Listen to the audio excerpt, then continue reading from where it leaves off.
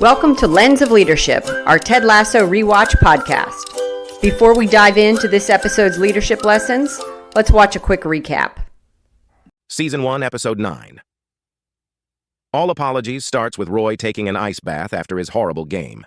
Ted has his back. Keeley tells Rebecca, again, to confess to Ted. The press and assistant coaches think Ted should bench Roy. Rebecca makes a false start apology. But Rupert then makes a surprise announcement, and Rebecca marches right down to Ted and confesses everything.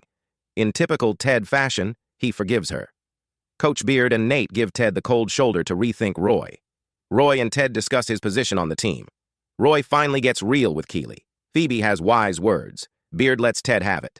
Roy apologizes to Ted over tea. Biscuits for Higgins because he is back. Roy ends the episode throwing on a second-string jersey, announcing they will kick first team's tail in practice. I'm Nick Caniglio. And I am Marnie Stockman, and this is Lens of Leadership, a Ted Lasso rewatch podcast. We are the authors of Lead It Like Lasso, a leadership book for life, your life. Or as we like to say, the ultimate cheat code to help you level up in life. For those of you who are joining us for the first time, we take a different approach by deep diving into some leadership principles drawn from each episode. And today, episode 9, All Apologies. We're going to deep dive. Have you ever had a week that feels like it's all crammed into a single day? We call that a mini week. We're going to call this a mini book because we feel like there's so many leadership lessons in this episode. We're cramming it all in. Great, let's get to it. All right, so wow. I got to tell you, I don't think that this episode gets the credit it deserves. And it's just jam-packed. And I mean, like, really jam-packed, especially when you look at it through the lens of leadership, which is what we like to do. I rewatched the episode. I've probably seen this episode 3 or 4 times, but it's filled with, I think, principles that we talk about on a fairly consistent basis, either through these podcasts or in our book, and there's just so many examples of them. Yeah. What say you? What do you think? As I was listening, I thought, does Adam Grant's, do his ears tingle every time that we do a podcast? Because I feel like his lessons come up all the time. I, in particular, thought about his book, Think Again. How I think that we said it before, right? That is an important book for the world to hear, because this episode is titled All Apologies, right?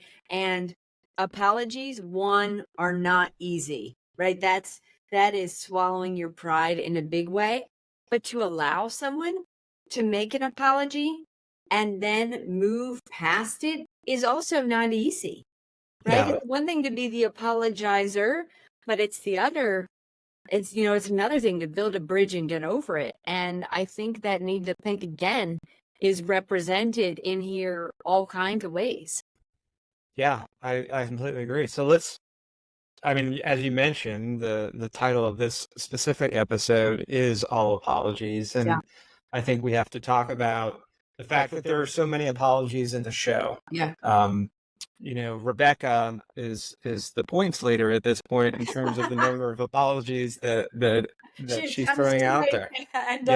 Yeah. But it wasn't just her. So obviously she apologized to Ted. Yes. Right. And, after a couple of starts, but she got there. Yeah. And Ted, the result there, of course, she apologized for lying to him and trying to sabotage him in any which way possible just to get back at Rupert. But Ted's response was fantastic, which was, I forgive you, right? I'm curious what people thought the first time they watched that. Do you remember watching him, because he was sitting at his desk thinking, okay, he's going to blow up. This is one of the many times in this show where I thought, I know exactly what's going to happen. And I'm going to enjoy it because they're going to make it funny, but it's going to be this is going to be the end of it all. And it's not what happened. They did the grown-up thing again, and Ted forgave her. Yeah. Or mine, to be quite honest.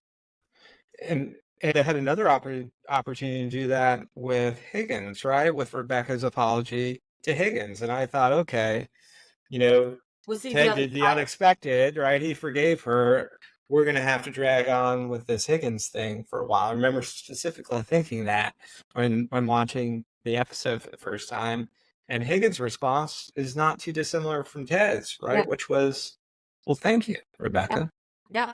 Yeah. Yeah. And it's, I said that that's the grown-up thing to do, but that is not the easy thing to do, to Yeah.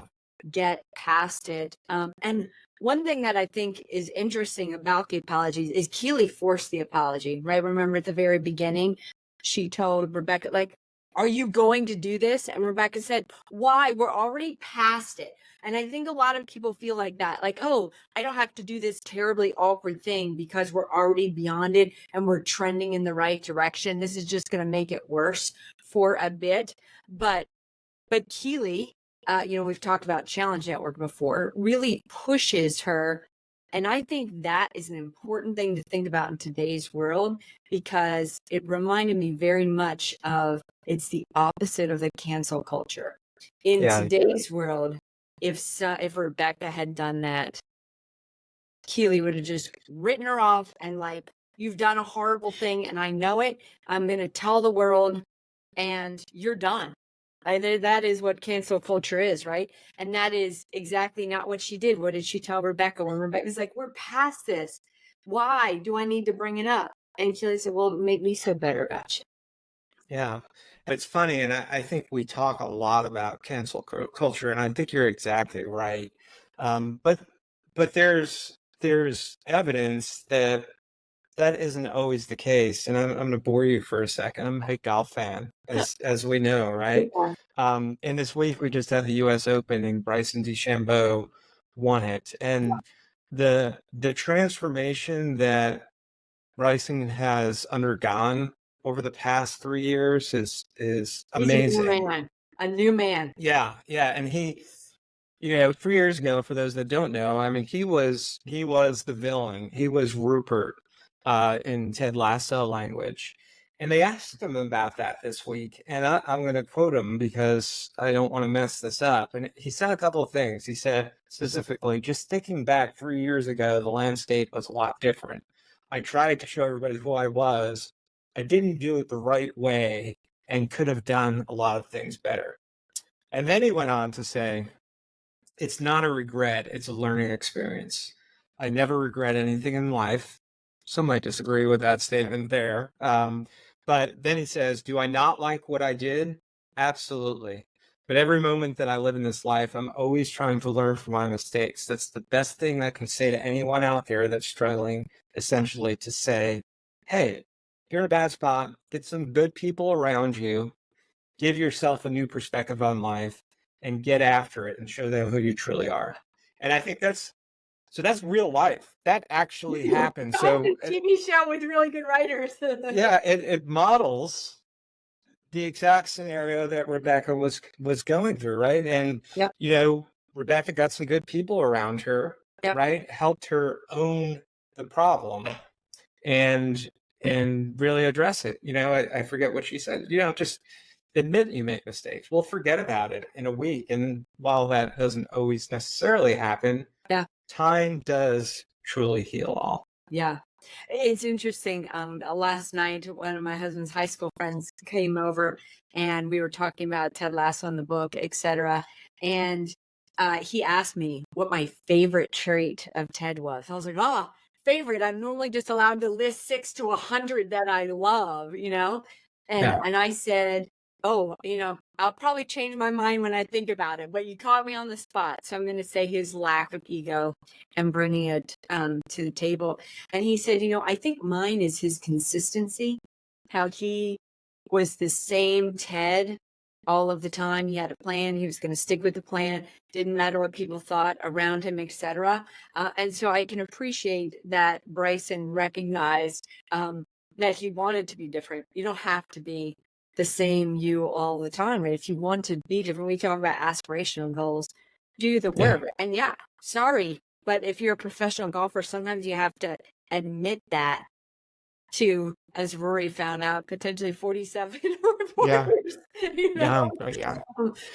because So, I mean, I a couple more things just on the apologies, and I think we're kind of combining, the whole notion of the apology, right, with also owning it, and then we throw in a little bit of the accountability network as yeah, well, yeah. the challenge I would network as say this well. is like a whole mini book in one episode. Yeah, but I started thinking about it. I was thinking, why why in general have I? Because I think like everybody in this world, it's hard to apologize sometimes. And two driving factors that came to mind is number one, I don't think anybody likes to admit when they're wrong. Oh, Right? That's just anti-human nature, it seems like. And this show does a good job, like you said at the very beginning, right? Taking the adult approach, admitting you're wrong, and seeing that the consequence is not nearly as bad as you think it is. And I think that's always important to remember. But the other is, I think, I think we're embarrassed a lot of the time, right? We it's that embarrassment that really prevents us from owning any mistake that we have made or any wrong that we have done. And where the embarrassment is driven from the fact, I think, at least personally, that I feel like people are going to remember it for the rest of their lives, for all eternity. And yes. Oh, remember when Nick was embarrassing? yeah, and again, the show or the Bryson example, it just goes to show that's just not simply how life is. Yeah. So, all right. So there are some other things that I wanted to talk about. Yeah, so let's talk about some other principles that really came to light in the show that we love from a leadership perspective. And what I wanted to ask you about, Marnie, is there's a theme of needing to change direction in this episode. Did you pick up on that theme? You have any thoughts on it? Oh, I have a big thought on this. So first, they are so darn sneaky, and we've talked about this on many episodes. What is the drill that Ted makes them do to see, so he could gauge Roy's performance? What do they have to do? They have to start, stop, and start again because it's all about change and direction, right? It's not about getting to the ball. I'm like, oh my gosh, they're doing a drill about exactly what humans need to do in this life. As you've got to be able to change. And it follows up with the all apology bit, because when someone makes an apology, you have to change the direction you thought that whole conversation was heading. It's not just about apology. Roy was getting older, wasn't performing as well. He was going to have to change direction. So the whole theme of changing direction, I couldn't believe they did it again. And I was looking because they've done this in all the episodes. Like, where's the little thing that they're really cluing you into what they want you to pay attention to? Thank you, football drill, changing directions. Yeah, and it wasn't just Roy that was changing direction, clearly, right? It was Ted had to change. I mean, Ted said it earlier in the episode, I think in the very opening scene when they were in the ice bath. Yeah. Right? He's like, Roy, I just know that I'm always going to have your back. Yes. And, lo and behold, like you said, Roy is slowing down and Ted needs to really kind of go back, at the conceptual level of having his back, and he needs to make a decision to change his trajectory and direction on where he's planning on taking the team. So you just reminded me of another sneaky one. Where did he have this conversation with Roy? When Roy's sitting in an ice bath, right? And it's cold. And what helps him change his mind is Beard and Nate giving him the cold shoulder, right? So we've got cold shoulders and cold shoulders. This one. I've never put two and two together on that one. That's kind of crazy. But I feel like we're in this incestuous circle at this point.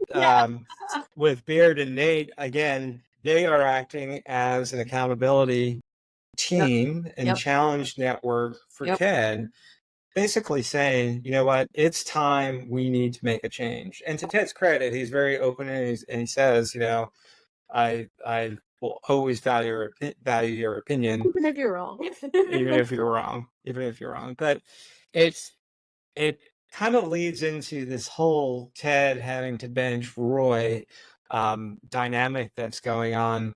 It kind of leads into another principle that we don't often talk about, but I think it's a very important and at times a very challenging thing to do, which is the notion that, sometimes you do have to consider winning. And from a servant leadership standpoint, that could be really, really hard. If your full mindset is always about lifting up your team and development, Yeah. there are times when that's just not possible. And this is a perfect time. You can't stop Father Time. Yeah. Roy is slowing down. Yeah. And although Ted would love to continue to build up Roy and have him be the one in the specific fashion of leading this team, being the best player on this team, it's just not possible. So I think that message around,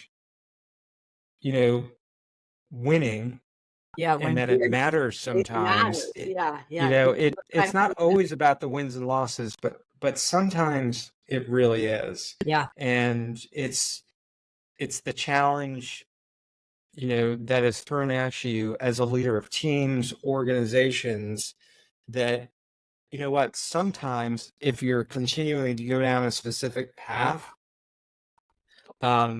it could be a little selfish and not be in the best interest of the team. Well, I mean, I was almost going to give a spoiler for an episode of Hit. I will not do that and come up with another example.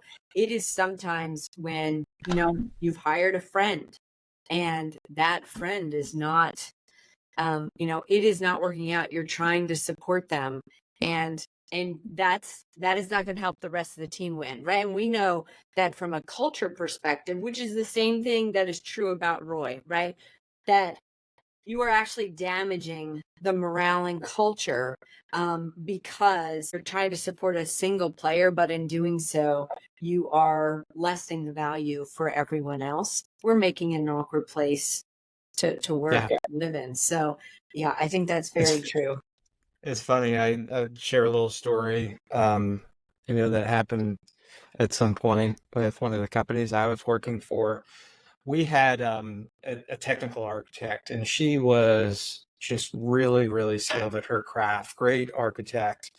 But what made her excel and be really good at her job was also a bit of an issue in terms of working within a team environment. And that was that she really had she had to be perfect, right? But not only that, she expected perfection from everybody else on the team, and it ended up causing a lot of friction. And this particular lady, she was very hard to get through, but she worked underneath me, and it took me a while, but I developed a relationship with her, and it was really important for me to do that, not because I was managing her, but also because she was critical to our organization. We were just scaling at the time, and we needed her. And,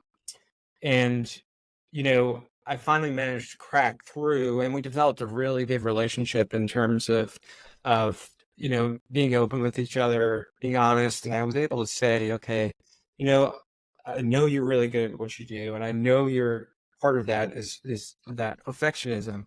I said, but you're really rubbing people the wrong way, and it's not good for the team environment. But I remember specifically saying, we are going to get through this together. We were going to get to a point where we have this figured out.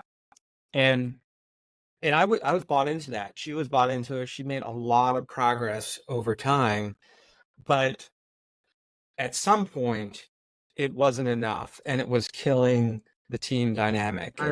And we had to basically remove her from this position of leadership, because as a growing organization, we couldn't be perfect. We had to be agile. We had to be quick. And it very much reminded me of this scenario with Ted and Roy, and me saying that we're going to get through this together is very similar to Yeah, Ted saying, I've got your back.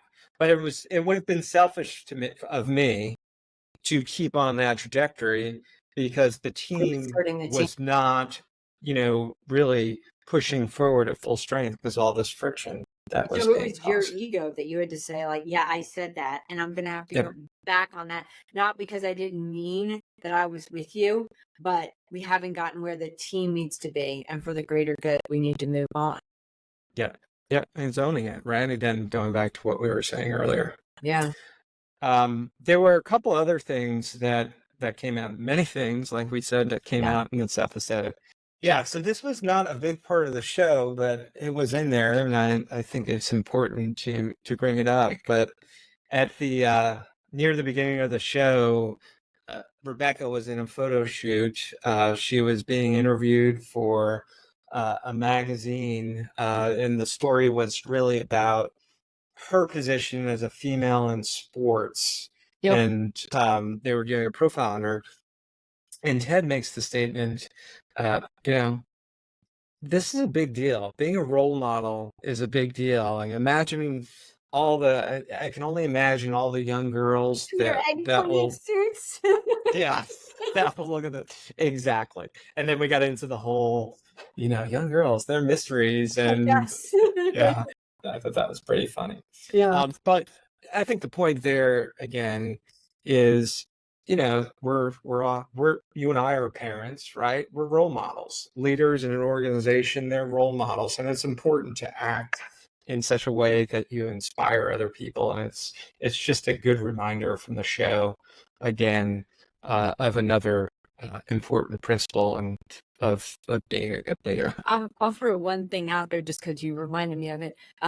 In 2 different presentations at conferences that I've given, again, we were in the IT space, which is predominantly, male-driven space.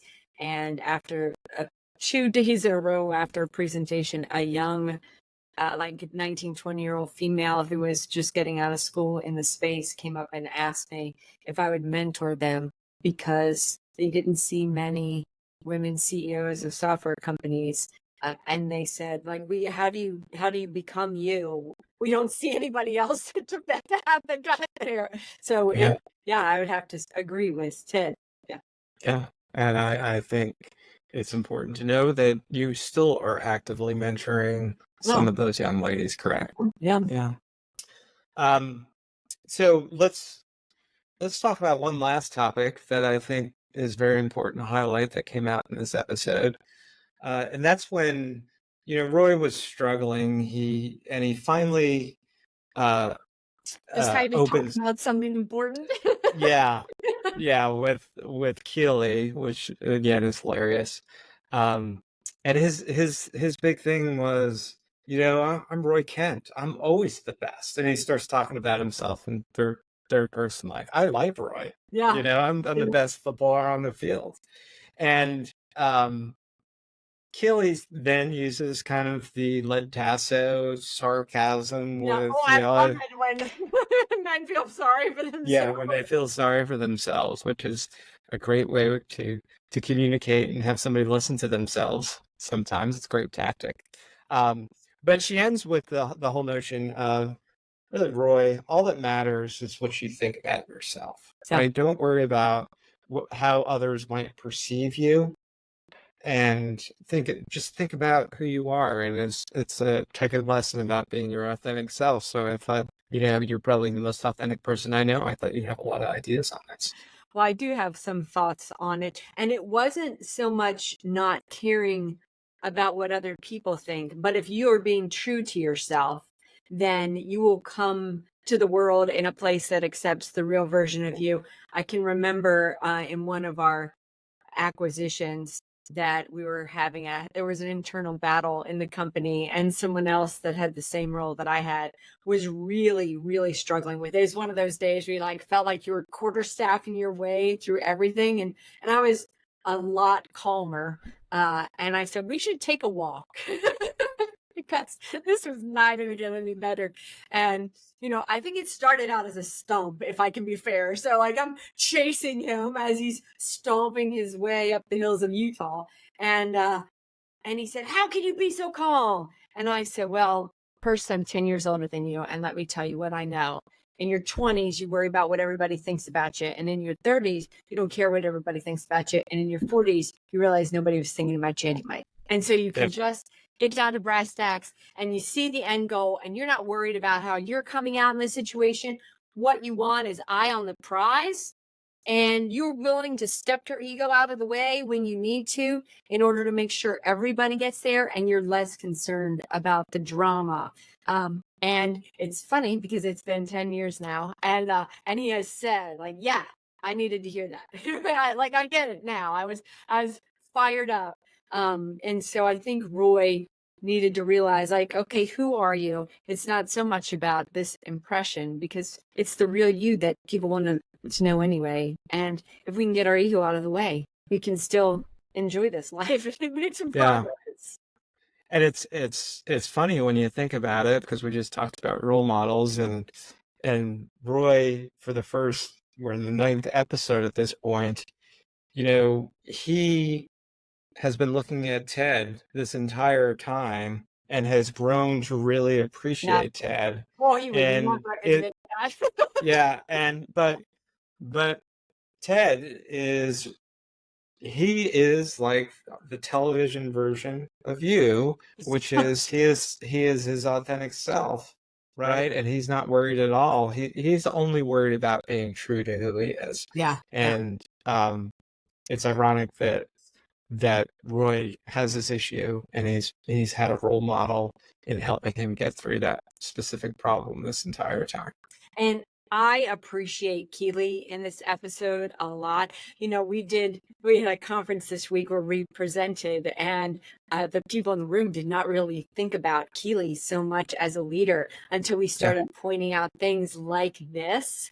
And I think that Keeley's the sleeper leader in this show, and you see it here both with how she challenges her friend Rebecca and challenges her boyfriend Roy to like really take a good hard look at themselves. Doesn't boss them around, but gets them to a place where they can take a look at themselves. Yeah, she's really good for a lot of people in this show. Yeah. And that right there, again, like you said, a lot of people don't think of Keeley as a leader, but she demonstrates so many great qualities of a leader. And you're right, this episode really bangs home a lot of those qualities. Okay. Yeah, so I am going to say it again. I believe this is one of the most underappreciated episodes of this entire series. So many different ways in which they demonstrate leadership qualities that at least I aspire to be, to have, in almost everything that I do. Yeah, agreed. That was, I had bulleted 6 things without even trying to think about it. So I think that is evidence for sure. I'm excited for next time. It is the last episode of season 1, The Hope That Kills You. So we hope everyone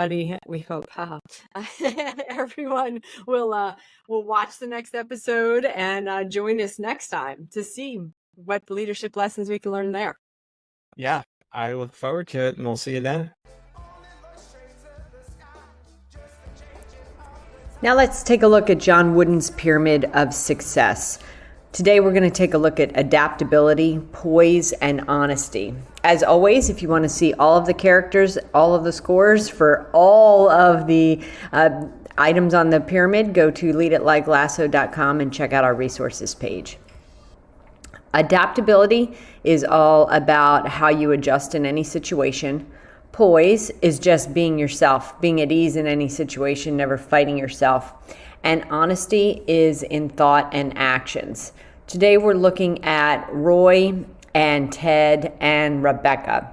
So if we look at poise, Roy typically has poise, but I laugh at the end when he got angry and said, "Sorry, I'm normally better at controlling that." And Ted said, "Are ya?" So he recognizes he doesn't always have it together. Ted, in this episode, kept it together the entire time, especially when Rebecca, apologized to him. Rebecca, she normally keeps her poise in all situations, but definitely Rupert rattled her, so she got a 7+.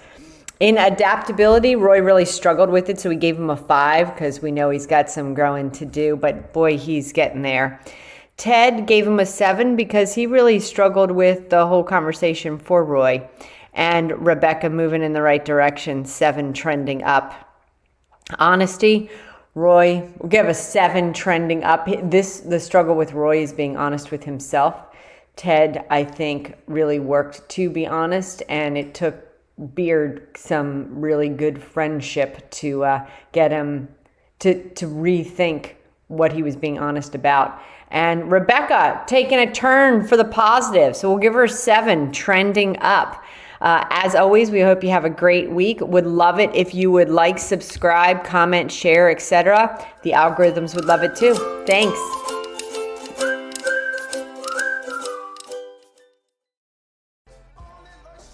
Let's wrap up with John Wooden's Pyramid of Success. As always, we're going to rate on 3 traits: integrity, alertness, and self-control this week.